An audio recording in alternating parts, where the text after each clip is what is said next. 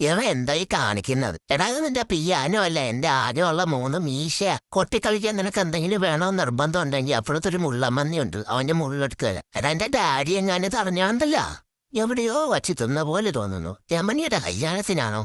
ആ, ആർക്കറിയാം. നാളെ ജോലിക്ക് പോയിട്ട് വരുമ്പോ ഒന്നുകൂടി വാങ്ങിത്തരാൻ പറയണം മുതലാളിയോട്.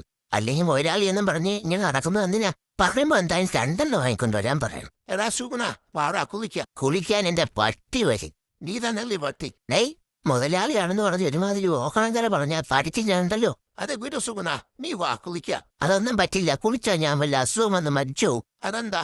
ഓഹോ, മുതലാളി പത്രമൊന്നും വായിക്കാറില്ലല്ലേ? വെള്ളത്തിൽ അമീബയുണ്ട്. ആണോ? എന്നാ ഞാനും കുളിക്കുന്നില്ല. അങ്ങനെ വിവരമുള്ളവര് പറയുന്ന കേട്ട്. ബ്രോ ഇത് കണ്ടോ, ഇങ്ങനെ കേറിപ്പോയാൽ മതി, വെരി ഈസി ആയിട്ട് മത്തി നമുക്ക് എടുക്കാം. ഒരു 2 മാസം ഡയറ്റ് ചെയ്ത് പ്രാക്ടീസ് ചെയ്താൽ മതി, നിനക്കും പറ്റും.